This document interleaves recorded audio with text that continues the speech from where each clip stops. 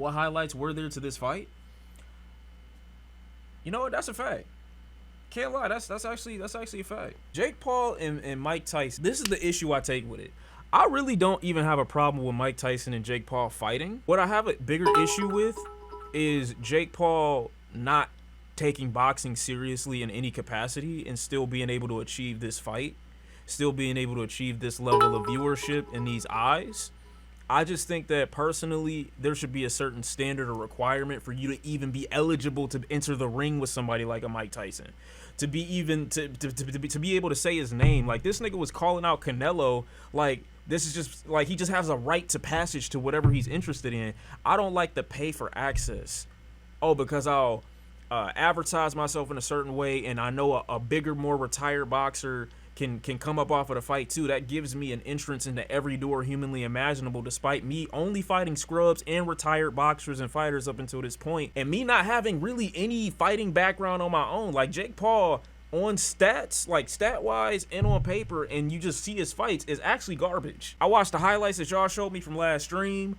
I did a little bit more due diligence and tried to see like, yo, maybe he's cooking up something, maybe he's getting better. No, he's actually garbage. Now, I think he got good fundamentals, but I'm saying to be a boxer and almost masquerading as this professional to a point where you're calling out people that have been in the sport for years. That's crazy. Give him Garcia. Why? So he can die in the ring? I don't want that. But what I will say is the concept of an older boxer fighting a younger boxer for money more specifically, isn't unheard of. Muhammad Ali and, oh my God, I'm drawing a blank. Archie Moore. Muhammad Ali and Archie Moore. Muhammad Ali was 20 years old, got in the ring with Archie Moore when Archie was like 48, 49 years old. He whooped his ass. Archie got in the ring specifically for a payday.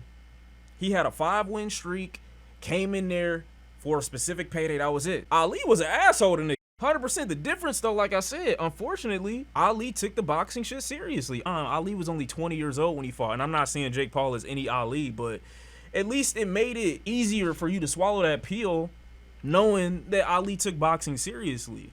I don't know what Jake Paul is doing. I really don't. Like, you beating Mike Tyson means what for your boxing career? No boxer or fighter is gonna look at this fight and be like, oh, I gotta fight Jake now. Canelo now looking at this like, oh yeah, no, he beat Tyson.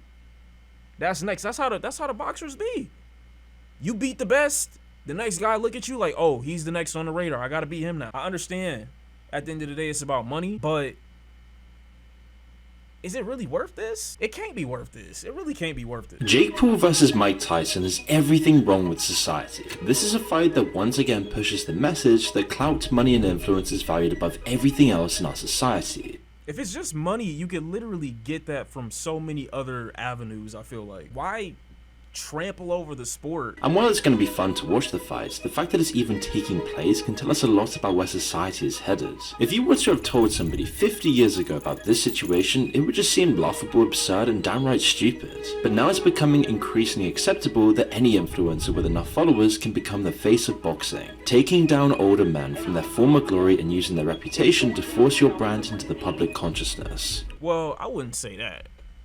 I wouldn't say most any person looks at Jake Paul and they're like, yo, he's a serious boxer. I just don't like him having access to all these high profile names and everything, despite the fact that he doesn't have the pedigree to be in those conversations. He should never have been in the ring with Mike Tyson. He should never have been in the ring with an Anderson Silva. He should never have been in the ring with a lot of people. He shouldn't be in certain conversations because he don't have the skill for it. It hasn't worked for it. You know what I'm saying? You don't take it seriously enough. So that's why.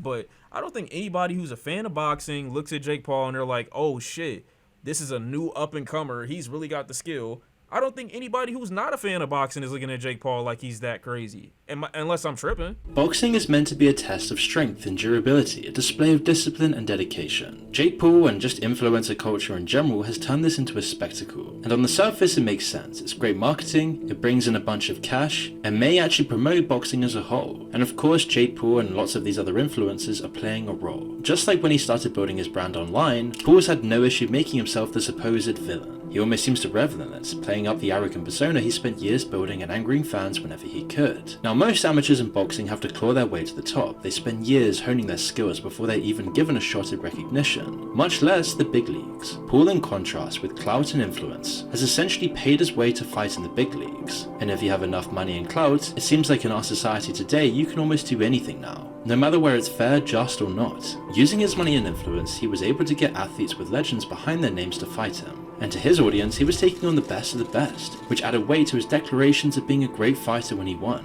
And it annoyed boxing fans to no end, especially since most could see that almost all of his fights favoured him. All of his opponents seemed to be older, retired fighters in financially difficult spots. That's all they— Logan Paul fought Mayweather? Yeah, he did.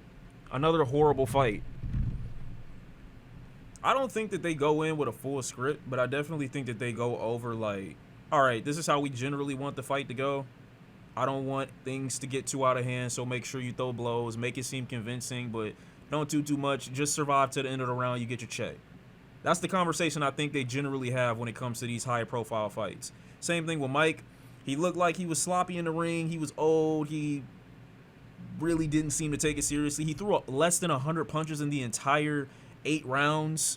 Like, clearly he don't take Jake Paul seriously. And so not only does that waste the people's time that had to sit through the fucking shitty-ass Netflix servers in order to watch the fight in the first place, but it just tramples over all the hard work that it took to get to that point in the first place. You know what I'm saying? So it's just unnecessary, I feel like. They weren't even boxers. Take his fight with Ben Askren, for example. In his prime, Askren was an incredible fighter, so good in fact that he represented the US at the 2008 Olympics. Jake Paul's decision to take on a former Olympic athlete was impressive, almost brave. However, this loses all meaning when you start to realize that Askren is a wrestler and not a boxer. The influencer wasn't fighting one of the best US wrestlers, he was fighting the worst striker in the UFC history. While the fights definitely weren't staged, it was apparent that Paul had taken the easy way to the top. And it's not necessarily his fault if he's able to do it and make a bunch of money from doing it. It kind of makes sense. But at the same time, the fact that this stuff is allowed, it doesn't make sense. Because at some point, somebody who's actually like that is going to test him. Being from Europe, I'm glad I didn't stay up for this fight. At some point, somebody with the skill set is going to test him. And they're going to be like, yo, you know what, I'll fight you. Somebody as crazy as a Ryan Garcia maybe might come up out of nowhere and be like, yo, you know what, I'll fight you. It is what it is, you know what I'm saying? But he's not going to do it, obviously. It's not going to mean the same payday. But one of these niggas going to try to, you know what I'm saying, go in that ring. And they're going to be like, hey, it is what it is. They might have the name or the popularity of a Garcia. They might have the skill of a Gervonta Davis and be like, you know what, I kind of want to just shut this nigga up. Just cuz. And they not going to entertain the conversation where it's like, oh, we want the fight to kind of go this way. Like, nah, I'm going all the way. Maybe. it isn't just the dedication, skill, rising to the top from nothing. What the sport really seems to be valuing today is clout, money, and superficial flashiness. This is why boxing elites and many others question the legitimacy of his career. Many suspected the influencer wouldn't stand a chance against a professional boxer. And at the same time, like I said, people would say this about, you know, music to a certain degree when it came to hip hop and shit. Like, why are you letting outsiders in? They come in, they pay for access. You give them basically everything, a stimulus package, and allow them to roam free within the sport or within the genre, and nobody says anything. You pretend that you don't see this guy crawling up the ranks and everybody's giving him access to this, and that because he's got a connection or he's got money, and y'all just letting him go free. You know what I'm saying? At the end of the day, you can be mad at Jake Paul, but Tyson's the one who accepted the fight. He's getting a payday. Same thing with Floyd Mayweather when it came to Logan Paul. He knew he was going to get paid. So you can say whatever it is that you want to say at the end of the day about, like, these dudes are leeches and they're trying to infiltrate. Somebody has to accept the fight in order for them to be able to get inside anyway, so... And the same could be said for KSI and all these other influencers. So spurred on by the fact that no one trusted in his ability, and the fact that Jake is a relatively good boxer, he challenged Tommy Fury. Fury is the only pro boxer Paul has actually dared to fight, and it's obvious why. Having grown used to the slower pace of former opponents, Paul wasn't ready for Fury's rapid fire hits, and unsurprisingly Fury won, and those who doubted the influencer's skills felt justified. Now most people could ignore Jake again. For the average person, he slipped back into oblivion. As a result, his next few fights were bittersweet wins, but they just weren't landing the same. And the now 27-year-old wasn't really having it. He needed a fight that would grab people's attention, something that would anger them so much that they couldn't help but pay attention to him. A boxing fight that should never happen. A fight that's completely about just clout, money, and nothing else. He needed to challenge one of the most iconic fighters in the world. A fighter who was once so dangerous, Jake's life would have been in danger had he fought him in his prime. Mike Tyson. There's one. I genuinely believe Jake Paul would have died if he fought prime Mike Tyson. Genuinely, I think he would have died in the ring. And I'm not even overhyping it. I genuinely think he would have died. Thing that you can't deny about Jake Paul. He looked like people, I feel like, were hyper analyzing Mike Tyson's movements in the fight that they had without realizing how sloppy Jake Paul looked in the exact same ring. He's confident. Like, for him to be 30 years younger, I was actually shocked that he didn't. And granted, I know they probably went over it before the fight. Hey, don't do too much. Mike, at the end of the day, like, we don't want him to fall. We don't want him to go out crazy. But he should have looked way, way better in that fight than he did.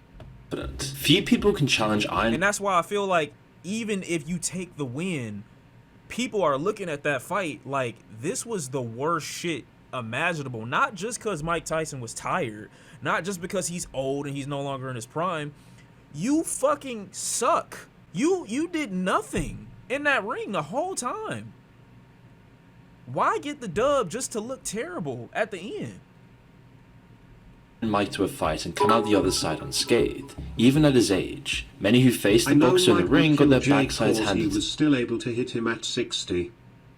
Them. One even lost part of his ear. So when Jake issued his challenge, fans' responses ranged from outrage to excitement. But the real elephant in the room here is that Tyson is obviously 3 decades older than the influencer. He made a name for himself in the boxing world before Paul was even born. The only reason he stopped was because he couldn't do it anymore. During his time in the ring, Tyson fought in 58 matches and won 50 of them, and most of these were knockouts, his most iconic being against Michael Spinks in 1988. In just over 91 seconds, he knocked Spinks out. The fight is now famed as the 6th shortest heavyweight title fight in history, and even though he's nearing 60, which seems to level out the playing field, he should really never be fighting Jake Paul in the first place. Now, for a man pushing 60, Tyson is in incredible shape. Leading up to his fight with Paul, he hit his sparring partner so hard that he had to be sent to hospital. Not only that, but Gene Kilroy, a longtime friend of Muhammad Ali, was shocked at how far he'd come despite his age. This is the strongest I've ever seen you.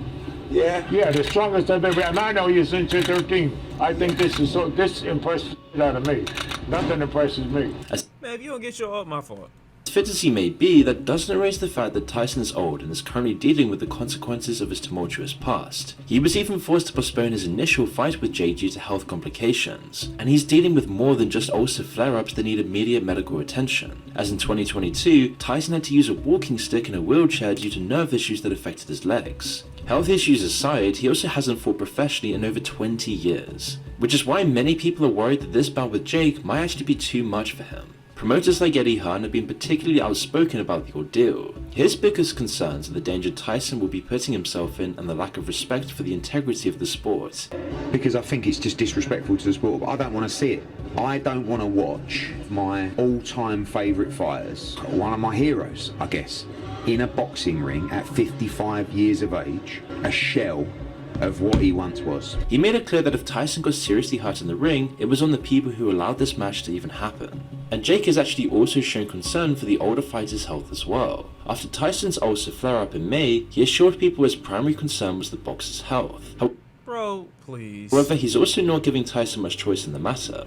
Now, of course, Paul seems to be running on pure ego in the build-up to this fight. If you listen to any of his interviews, it's evident that he's on an unearned power trip. Sure, he's spoken about how honored he is that Tyson agreed to fight him. It is an honor to step in there with one of the 3 biggest legends in the history of the sport. But he's also regularly declared that he's fighting Tyson and no one else. I gotta really maybe try to peel back the layers and feed into, you know what I'm saying, what his fan base might be looking at.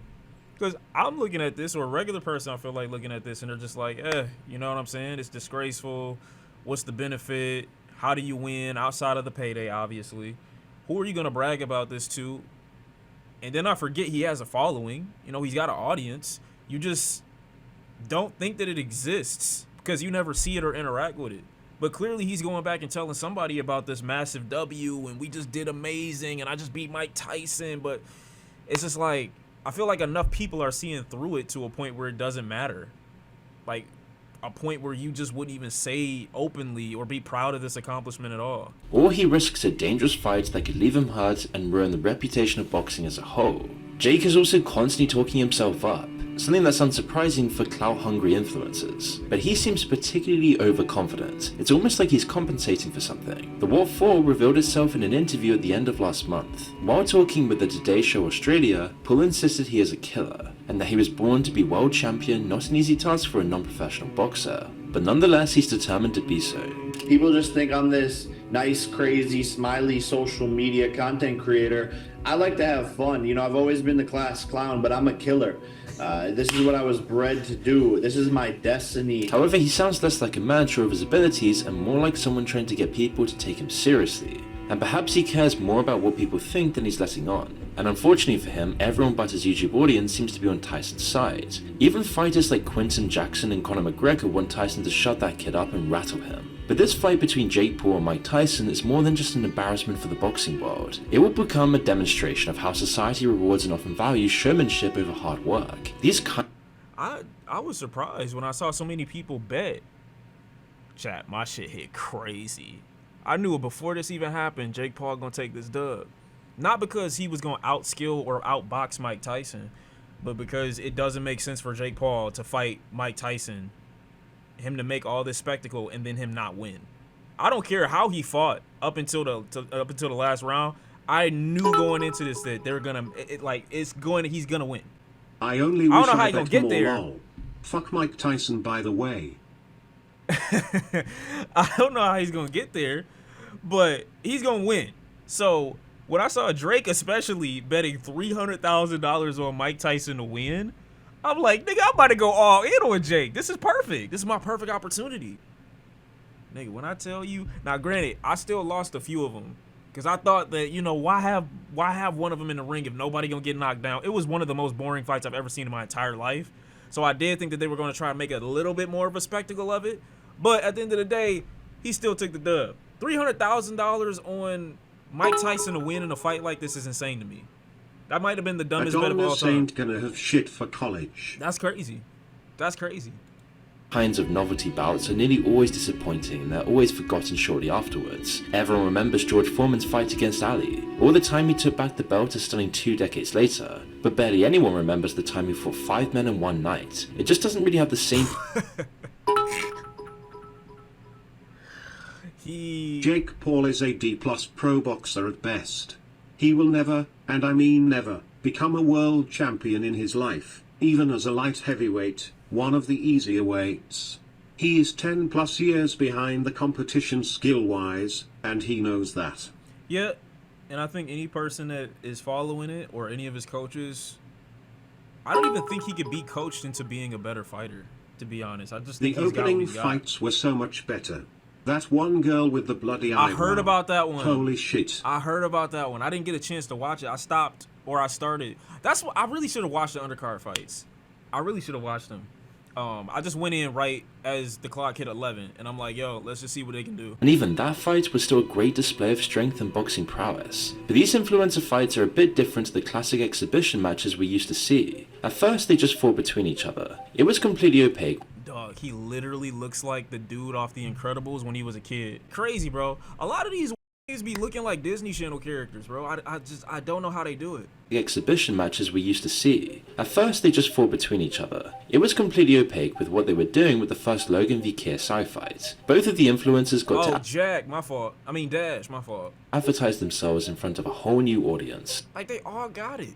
It was also a great way of perpetuating and monetizing their manufactured feuds. Years after their fights, Logan and KSI are now in business selling moldy lunchable knockoffs, making it seem like they were always friends and business partners. Before, these fights were clearly just about the money and you could easily ignore them to focus on real boxing matches. But now these fights are starting to poison the rest of boxing, and if they continue to bring in massive crowds, they could easily become the norm. This is one of the first of these big fights that actually isn't an exhibition match. It's going on both of their records. So if Jake Paul does end up victorious, it would be a fitting analogy for the state of boxing right now. New money triumphing over an old, tired... Sean, who you fighting? If there was any boxer I'd have to fight and be like confident that I could exit the ring feeling somewhat okay. Oh my God. You know what? I would fight a 75-year-old Miguel Cotto. That's what I would do. I'd be just like Jake, but I'd do it in private. I wouldn't make a big hoopla about it. You know what I'm saying? I'd do it in private. Prime Kimbo Slice? Yeah, if I wanted to die. Yeah, I'll make sure he's 75 on some calm shit. I mean, realistically, though, if I really, like, if I went crazy, I'd give myself 1 to 2 years, and then I would fight Miguel Cotto right now. And I'm not saying that I would win, but I've always loved the way he fights. He's like the definition of like a drag me through the mud. You can hit me with 1,000 and I'm still coming back with 1. I've been a big fan of him for a very long time, and I think just to even be in the ring, just to spar would be crazy. I would love to do that. I don't want to see you fight, Sean. Well, I wouldn't, but I'm just saying, like, that would be like a dream fight for me. I would not allow myself to die fighting MMA. I think I could do some work, but grappling is not my sport, like, at all.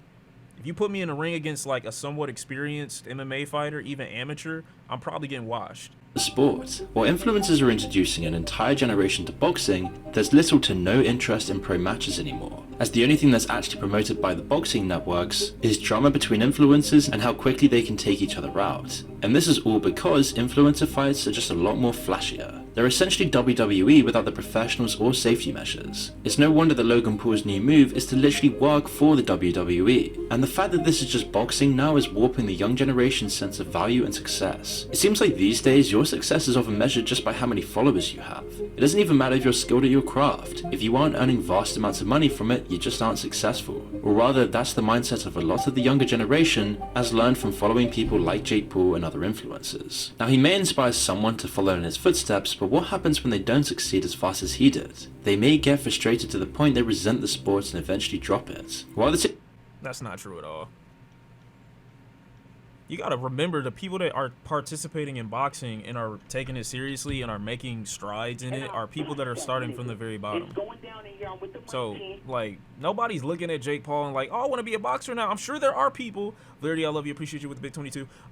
Asian Persuasion.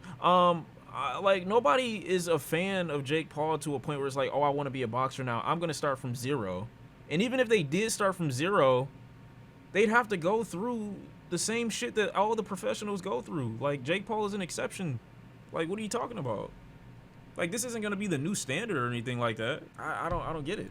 Situation is hypothetical, it is still very likely. But even more worrying is the fact that to make it as a boxer, or anything really in life anymore, it's more about your clout and appearance rather than the substance behind it. Valuing flashiness over professionalism is extending far beyond just boxing. And even more worryingly is that we're starting to see this in the political sphere, as people have completely forgotten today that they shouldn't really rely on their favorite celebrities for political guidance, nor celebrities to run for president. This is an endorsement. Their expertise is flashiness and entertainment, not what's best for an entire country's governance. But as younger generations are pushed more and more towards distrusting their government that has abandoned them, they rely on stars to make their critical decisions. So many people trust celebrity agendas more than even politicians. They'll trust Hollywood stars virtue signaling or billionaires trying to be relatable more than actual professionals in the field. Wait. Okay, what is this correlation? Are you somehow implying that the people that are in office, or that have been in office, have done right by its citizens, historically speaking, to a point where they should trust their decisions, in the same way that you would trust a professional boxer telling you, like, the ins and outs of the sport? Like, I don't get what he means by this. I don't get what the comparison is. Just like the boxing fights that we're starting to see, hatred and division is the best thing to make money. It's the best thing that gets views, and it's the best things to profit from these views. Just like in politics, the stronger and more dividing your opinions, the more fame and attention you seem to get, and thus the more power. Which is what? Leading to a world where we value superficial facades and increasing division and disunity over everything else. An entire society continuing. How did we get here? The fight will be huge. It'll probably go down as one of the biggest events in the sport's history, but not because of the skill involved. It's all just because of outrage clicks. People wanting to see Jay get punched in the face by Mike, and laughing at his weakened abilities. All for a giant profit. Like he wrote himself into a corner and then realized his video was one big nothing burger, so he had to up the stakes. But he was fine up until... Where did it go wrong? Nobody is looking at Jake Paul like he's the face of boxing or the most important person. Every person that follows boxing knows that this is a cash grab. His status does not change at all. What happens when you beat the best in boxing and people take you serious? The other fighters crowd around you because they want to fight you next. When he won, he didn't even call anybody out. That's what's so crazy about Jake Paul. The win was so disgraceful that he refused to look at his current competition, and he had to be recommended a name. He didn't seem excited about his win. He didn't seem to take it that seriously. He didn't seem like he was motivated to keep going to the next person, that he was that happy to have achieved what he achieved. No, he very clearly treated it like a cash grab, and everybody else that's a professional in the sport is going to treat it the same way too. Nobody gives a fuck about Jake Paul. Don't get it fucked up. Fights that are on this level still get attention. They still get tons of recognition. They still get tons of eyes. Just because the Jake Paul and the Mike Tyson, which is 1 out of 100 million type fights, happens, and they have better fights that are technically on the undercard, don't mean that the other fights won't be acknowledged at some point as main events later on. It happens all the time. This is one of those situations when you lost but still won. I'm grateful for last night. No regrets to get in the ring one last time. I almost died in June, had 8 blood... Bro. Lost half my blood in 25 pounds of hospital and had to fight to get healthy to fight, so I won. Huh? To have my children see me stand toe-to-toe and finish 8 rounds with a talented fighter half my age in front of a packed Dallas Cowboys stadium is an experience that no man has the right to ask for. Thank you. I mean, look, at the end of the day, what do I say to this? I'm glad Mike Tyson, everything that he's given to the sport of boxing, he's been able to be repaid. Only a fraction, but still repaid to some capacity. Just off the strength of his name alone, because he went in there and didn't really do much. He didn't give much of a performance, but he is 60 years old. He lasted the 8 rounds. Well, almost 60 years old. Lasted the 8 rounds, you know what I'm saying? Competed. Well, however half-assed you may believe it was or wasn't, it happened. You know what I mean? So kudos. You know what I'm saying? But don't do that shit again. You need to stay your old ass out the ring, and I will continue to enjoy those fights that weren't even fights that you did when you were 30 years younger. Those pay-per-view fights that, you know, my mom and my pops would tell me about, that they would get around the fucking living room and they would get their friends together and they would all get so excited just for the round to be over, the fight to be over in 1 round, 2 rounds, 3 rounds, you know what I'm saying? So, I mean, those are the moments where, you know what I'm saying, you really got the crowd hype. He was really exciting everybody. And not to say that he's not now, but nobody wants this. Nobody that's a fan of Mike wants to see him in the ring with somebody 30 years younger than him. Nobody wants to see him, you know what I'm saying, just in there, just surviving, just existing in the ring. Nobody wants to see that.